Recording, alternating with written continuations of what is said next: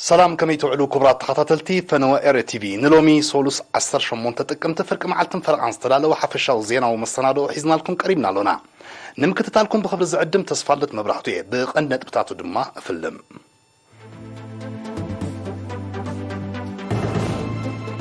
هاجراويان فيدريشنات سبورت ابسمرا غوبايتاتن يقنا علوا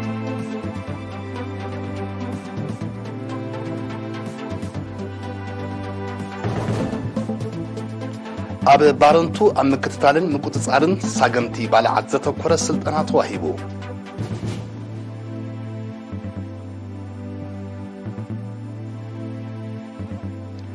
ابنو زوبا دحلاك تغباره كم زمرحو مدبات كبابياو صريت تموغيسو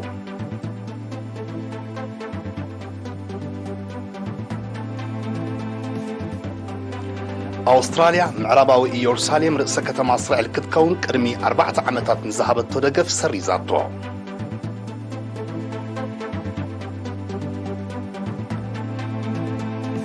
نكوينات يوكرين زقوا هرزلو نيتو نيكليساوي أصوار زتقالل قزيف وتحضراو لممد جميرو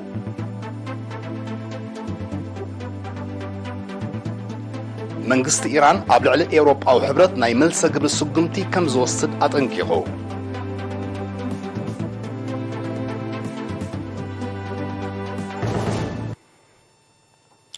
حبريتا كاب مينيستري طعنا كورونا فيروس ترخيبهم اب زوبا ماكل كنكن كغبرلهم صنحو حمشت زيغاتات حاويم تفانيم الله بز مسرت طلالا قصري بكورونا فيروس تلخفو زيغاتات كسابلومي 10182 بصيحلا 10777 كابزيهم حاويم استفانو 103 بموت استفليو كلتا دما جينا كنكن زغبرلهم زلو يوم مينيستر طعنا 17 تقمت 2022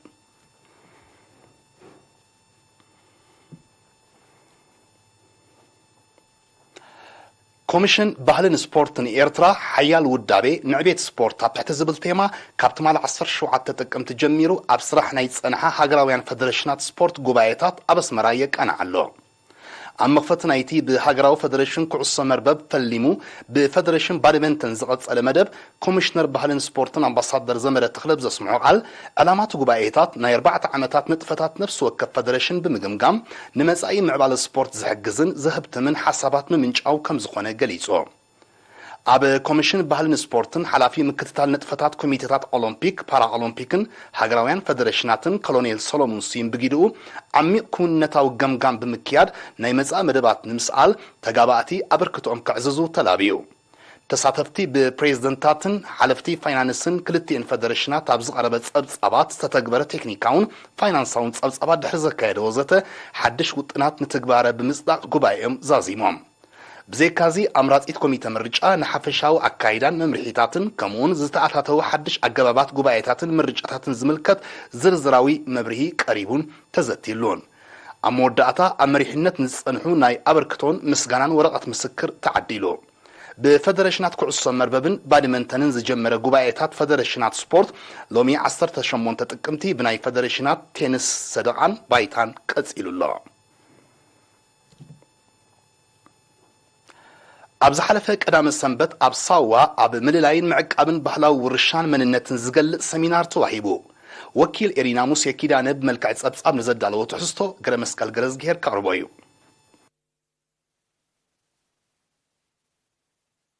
ባህልን መንነትን መሰረታውያን መግለጽ ሕብረተሰብ ስለ ዝኾኑ ንምዕቃቦምን ኣፍልጦን ርድኢትን ዜጋታት ንምዕባይን ይስራሕ ከም ዘሎ ኣብ ኮሚሽን ባህልን ስፖርትን ሓላፊ ጨንፈር ምርምርን ስነጥንትን ዶክተር ጸጋይ መዲን ንተማሃሮን መማህራንን ቤት ትምህርቲ ዋርሳይ ከኣሎ ከምኡውን ንኣባላት ማዕከል ስልጠና ሃገራዊ ኣገልግሎት ኣብ ዘካየዶ ሰሚናር ገሊጹ ኣብቲ ባህላዊ ርሻን መንነትን ብዝብል ኣርእስቲ ብ15-16 ጥቅምቲ ዝተካየደ ሰሚናር ዶክተር ጸጋይ ጥንታዊ ታሪኽ ኤርትራ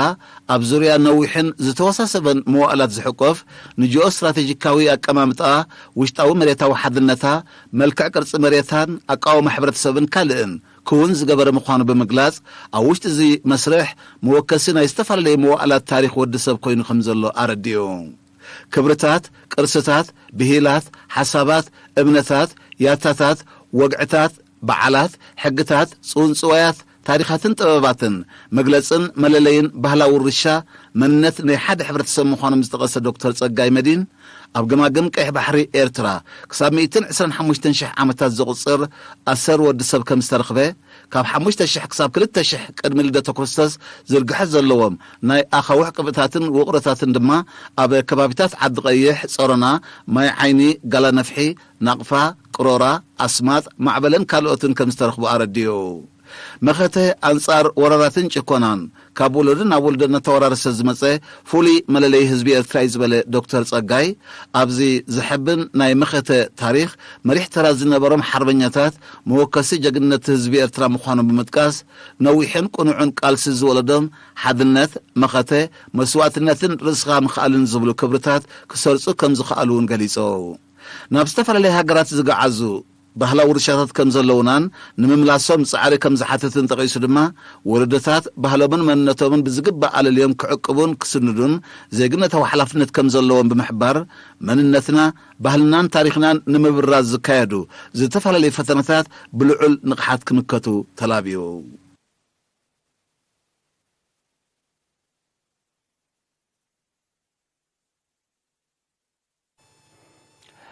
ኣብ ኣከባቢ ብሓፈሻ ኣብ ጸላት ሕርሻ ድማ ብፍላይ ጉድኣት ዘስዕቡ ሳግምቲ ባልዓት ኣለሊኻ ንምቁፅጻሮም ስጉምቲ ንምውሳድ ዝሕግዝ ስልጠና ኣብ ባሮንቱ ተዋሂቡ ወኪል ኤሪና ቀዳው ተወልደን ዘዳለዎ ዜናዊ ጸብጻብ ኣሎ ጴጥሮስ መንግስት ቀርቦ እዩ ኣብ ኣከባቢ ብሓፈሻ ኣብ ጽላት ሕርሻ ድማ ብፍላይ ጉድኣት ዘስዕቡ ሳግምቲ ባልዓት ብግቡእ ኣለሊኻ ንምቁፅጻሮም ስጉምቲ ንምውሳድ ዝሕግዝ ስልጠና ካብ 10 ክሳብ 15 ጥቅምቲ ኣብ ባሮንቱ ተዋሂቡ ዕላማቲ ካብ ኩለን ንዞባታት ጋሽባርካ ንስተዋጽኡ 32 ኪላታት ምክልኻል ብቑል ዝተዋሃበ ስልጠና ዓይነትን ባህርን ሳግምቲ ባልዓት ብሓፈሻ ኣንበጣ ገረብን ምድረበዳን ኣዕዋፍ ኬላን ድማ ብፍላይ ብቐሊሉ ዝልለየሉን ንምቁፅጻሮም ክውሰድ ብዛዕባ ዝግባእ ስጉምቲ ኣፍልጦ ንኽህበሉን ከም ዝኾነ ዋሃድ ናይቲ ስልጠና አቶ ኤፍሬም ዕቋዝ ገሓቢሩ ዓላማ ናይ ስልጠና ኣብ ዞባና ብፍላይ ኣብዚ ምዕራባዊ ወገን ናይ ዞባ ኣብ ዝሓለፈ 3-4 መዓልታት ትርኢዮታት ናይ ኣንበጣ ገረብ እንዳገነነ መጽእ ስለ ዘሎ ካብዚ ብምብጋስ ኩለን እሷን ዞባታት ዝተሳተፎ ኣስታት 32 ሞያዊ ክእለት ዘለዎም ክኢላታት ናይ ምክልኻል ብቑሊ ካብ ኩለን እሷን ዞባታት መጽዮም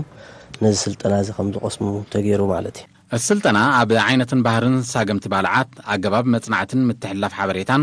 ዓይነትን ኣጠቃቅማን መሳርሒታት መንጸግ መድሃኒት ከምኡን ኣብ ውሕስ ኣገባብ ኣጠቃቅማት ጸረ ባልዕ መድሃኒትን ክግበሩ ዘለዎም ጥንቃቐታትን ዘተኮረ ምንባሩ ዝጠቐሰ ኣቶ ኤፍሬም ኣብ ምምካት ተርኢዮታት ሳገምቲ ባልዓትን ሳዕቤናቶምን ልዑል ኣስተዋጽኦ ከም ዝህልዎ ገሊጹ ኣንበጣ ገረብ ቅድሚ ሕጂ ካብ ሱዳን እንዳመጸ ኣብ ዞባ ሽግር ክፈጥር ጸኒሑ ኣብ ዝሓለፈ ዓመት ጀሚሩ ክሳብ ዚ ሎማ ዓመት ሒዝናዮ ዘለና ንኻልኣይ ግዚኡ ግን ኣብ ሕፃ ዓይነት ኣብ ሩባታት ኣብ ከባቢ ፎኩስ ሓመድ ዝረኽበሉ ቦታታት እንዳጸፈየ ክፋረየ ጸኒሑ ማለት እዩ ሓረስቶትን ይኹኑ ክኢላታት ብዛዕባ ዝባልዕ እዚ እኹል ዝኾነ ኣፍልጦ ስለ ዘይጸንሖም መጀመርታ ነዞም ክኢላታት ኣኪብካ ሓደ ስልጠናት ህብሞ ንሶምን ኣብ በቦቶኦም ኮይዶም ነቶም ኣብኡ ዘለዉ ክኢላታትን ሓረስቶትን ወከልቲ ሓረስቶት ንብሎ ስካው ዘለውና ስልጠና ንህቢ ተቐንዲ ዕላማ ናይ ትምህርቲ ማለት እዩ ኣብ እንገብሮ ምክልኻል ናይ ኣንበጣ ንድሕነት ሰብን እንስሳን ኣብ ግምት ዘእተወ ስለ ዝኾነ ኣብቲ መስርሕ ንገብሮ ናይ ምክልኻል መስርሕ ድማ እንታይ ዓይነት ምክልኻል ክንገብር ከም ዘለና እንታይ ዓይነት በጃታት ክንክደን ከም ዘለና እንታይ ዓይነት ጥንቃቐታት ክንገብር ከም ዘለና ኣብዚ ትምህርቲ እትው ነይሩ ማለት እዩ ሓላፊ ኣሃዱ ሳገምቲ ባልዓት ኣቶ ቴድሮስ ስዩም ብወገኑ እቲ ስልጠና ኣካል ናይቲ ሚኒስትሪ ሕርሻ ሞያዊ ዓቕሚ ኣባላቱ ብምዕባይ ሃስያ ናይቶም ሳገምቲ ባልዓት ንምክታእ ዘካየዶ ዘሎ ጻዕሪ ከም ዝኾነ ብምጥቃስ ሰልጠንቲ ንዘቐሰምዎ ፍልጠት ናብ ካልኦት ዜጋታት ክሕልፍዎን ጥንቃቐ ማእከል ዝገበረ ሜላታት ምቁፅጻር ሳገምቲ ባልዓት ክኽተሉን ኣተሓሳሲቡ ኣብ ጨንፈር ዞባዊ ኣገልግሎት ቁፅፅር ዞባ ጋሽባርካ ሓላፊ ኣሃዱ ቁፅፅር ሃብቲ ብቑሊ ኣቶ ኣብርሃሌ ሃይለ ሚካኤል ድማ ሳገምቲ ባልዓት ንምቁፅጻር ስጉምቲ ኣብ ዝውሰደሉ እዋን ኣብቲ መስርሕ ዝዋፈሩ ሞያውያን ኣብ ኣጠቃቅማ መድሃኒት ክገብሮ ዝግባእ ጥንቃቐ ዝምልከት ኣስተምሮ ድሕሪ ምሃብ ዘይውሕስ ኣጠቃቅማ ጸረ ባልዕ መድሃኒት ከቢድ ጎናዊ ሳዕቤን ስለ ዘለዎ ልዑል ጥንቃቐ ከም ዘድሊ ኣገንዚቡ ኣብ ንኡዞባ ዳህላ ካብ 2019 ክካየድ ብዝጸንሐ ሰፊሕ ጎስጓሳት ኣብ ምምሕዳራት ከባቢ ጀምሂለ ዱርቡሽት ድሐል ኖራ ደሴን ከም ዝመርሖ መደባት ከባቢያዊ ጽሬት በድማዕነት ከም ዝተተግበረ ተገሊጹ ካብ 10 ክሳብ 13 ጥቅምቲ ምስ ህዝቢ ኣብ ዝተገብረ ርክባት 5 ምምሕዳራት ከባቢ ትግባረ ዝወፀ መደብ ብምልኣት ኣዊጀን ኣማሕዳረት ንኡዞባ ኣቶ ኣሕመድ ቦካልያ ኣብ ዘስምዖ ቃል ተረኺቡ ዘሎ ውፅኢት መርኣያ ናይቲ ብምውሃድ ኣባላት ሚኒስትሪ ጥዕና ኣማሕደርቲ ከባብን ካልኦት መሻርክትን ዝተኻየደ ጽዑቕ ጎስጓሳት ከምኡውን ህዝቢ ዘርኣየ ቁርብነት ከም ዝኾነ ብምግላጽ ደግስታት ከይክሰት ብውህደት ክዕየ ተላብዩ ነበርቲ ብጊድኦም ከምቲ ንምዕዋት ናይቲ መደብ ዝፀዓትዎ ኣብ ምዕቃብ እውን ኣበርቲዖም ከም ዝሰርሑ ቃል ኣትዮም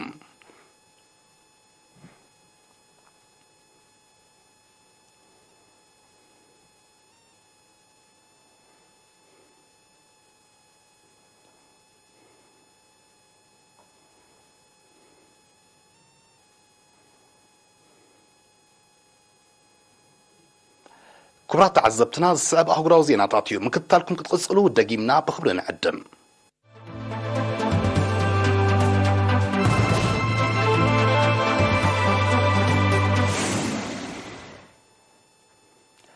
أستراليا معرباوي يروساليم رئيسة كتما إسرائيل كتكون قدم 4 عامات ذهبت تدقف سريزاتو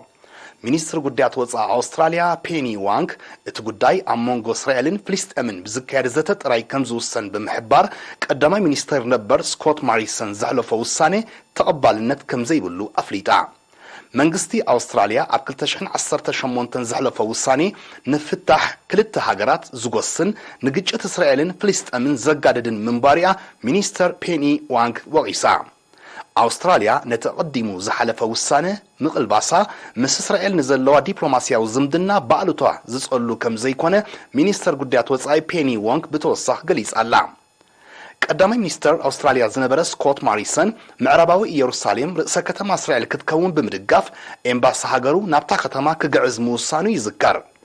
ኣሜሪካ ንፖሊሲታት ምስፍሕፋሕ እስራኤል ብምድጋፍ ምዕራባዊ ኢየሩሳሌም ርእሰ ከተማ እስራኤል ክትከውን ድሕሪ ምውሳና ብርክት ዝበላ መሻርክታ እኳ እንተሰዓብኣ እቲ ጉዳይ ተሪር ተቃውሞ ክገጥሞ ጸኒሕሎ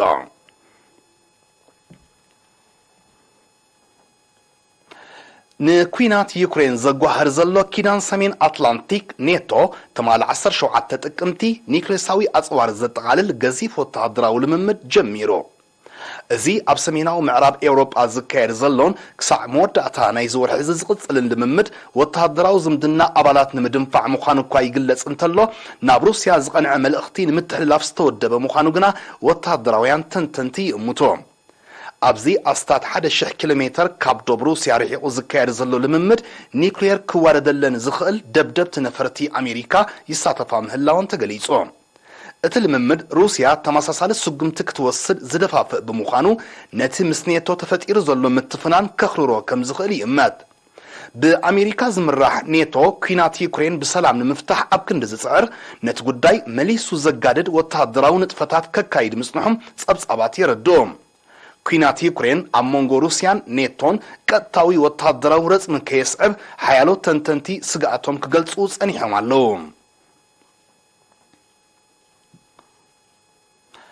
ኤውሮጳዊ ሕብረት ኣብ ውሽጣዊ ጉዳያት ሃገሩ ምትእትታዊ ይገብር ከም ዘሎ ዝወቅስ መንግስቲ ኢራን ናይ መልሰ ግብሪ ስጉምቲ ከም ዝወስድ ኣጠንቂቑ መንግስቲ ኢራን ነዝ ገለጸ እቲ ሕብረት በቲ ሃገሩ ተፈጢሩ ዘሎ ኢድ ግዳማውያን ሓይልታት ዘለዎ ዕግርግር ኣሳቢቡ ኣብ ልዕሊ ዝተወሰኑ ዜጋታቱ እገዳ ከም ዘጽንዐ ብምሕባር እዩ ኤውሮጳዊ ሕብረት ኣብ ልዕሊ 11 ሰመን ዝሓለዋ ሰውራ ኢራን መገሻ ዝኽልክልን ሓሳባት ዘደስክልን እገዳ ከም ዝወሰነ እዩ ትማል 17 ጥቅምቲ ሓቢሩ ነቲ ምትእትታው ዝኾነነ መንግስቲ ኢራን እቲ ሕብረት ዋጋ ክኸፍለሉ ምዃኑ ኣጠንቂቑ ዘሎ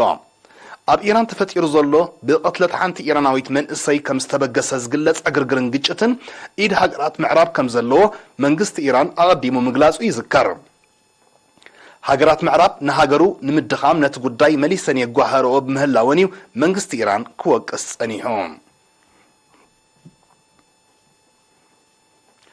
ሩስያን ሶርያን ትማል 17 ጥቅምቲ ብዘካየዶ ሰፊሕ ሓበራዊ ወተሃደራዊ ስርሒት ልዕሊ 120 ሽበራውያን ዕጡቃት ከም ዝተቐትሉ ሚኒስትሪ ምክልኻል ሩስያ ኣፍሊጦም በቲ ኣብ ሰሜናዊ ምዕራብ ሶርያ ዝተኻየደ ብነፈርቲ ዝተሰነየ ስርሒት ዓሰርተታት ከም ዝቆሰሉን ከቢድ ንዋታዊ ክሳራ ከም ዝወረደን እቲ ሚኒስትሪ ወሲኹ ኣረዲዮም እቲ ስርሒት ሩስያን ሶርያን ኣቐዲመን ካብ ዘካየደኦ ተመሳሳሊ ሓበራዊ ወታደራዊ ወፍሪ እቲ ዝዓበየ ሰብኣዊ ክሳራ ዘውረደ ምዃኑ እዮም ጸብጻባት ዝጠቕሱ بفقد منجست سوريا أبتهاجر وتهدرا وفريتكاي زلا روسيا توتهدرا وسرحت كقص المخانو حبير الله هاجرات معرب بحفشة أمريكا دما بفلاي أب سوريا ربحتها تانمو حس نتوم شبراويان دقف كم تقبر لهم منجست سوريا كوك أسأني حلو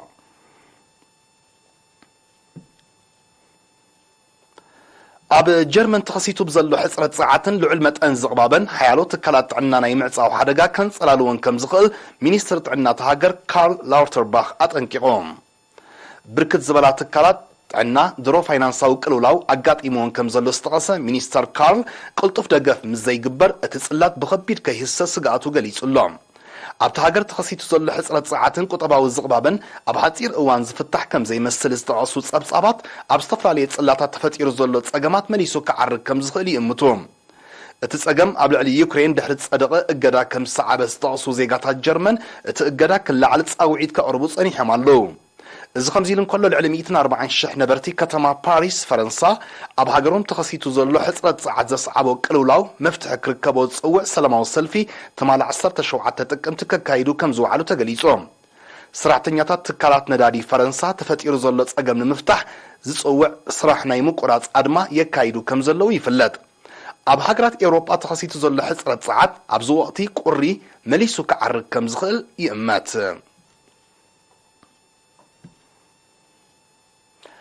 كلولاو حوس ديسيت كوريا كاريرو أبزلو اللقوان أمريكان دوبو كوريان كاب سمين كوريا كمتس نزغل سقات نممكات حبراو وتهدراو مناوراتات جميران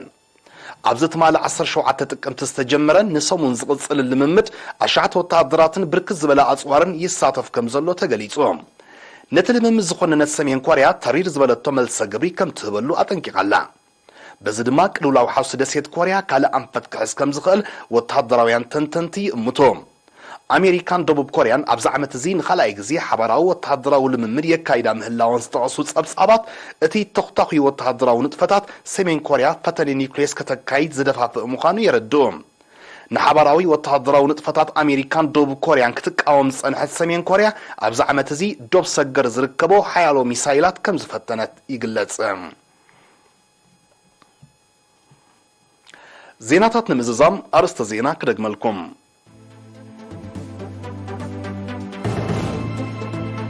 هاجراويان فدرشنات سبورت أبسمرا قبائتاتن يك أنا علوا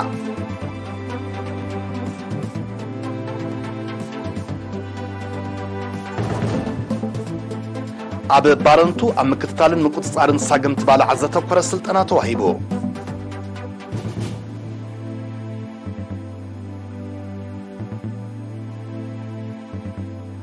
أبنو زبا دهلاك تقبارك كومز مروح مدبات كبابي أو تصريت تموكيسو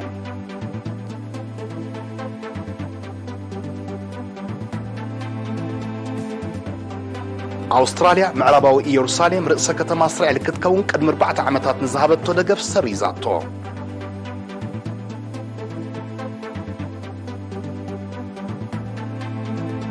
نكوينات يوكرين زقوهر زلو نيتو نيكليساو أصوار زتقالل قصيف وتحضراو لممد جميرو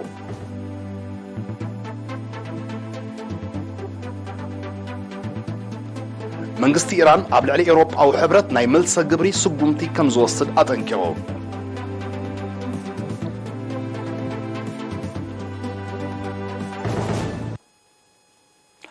نيلو مقطر استدالو وزينات تزازيم اللو مسترف مدباتنا نحرقكم بوغنا بروح معالتي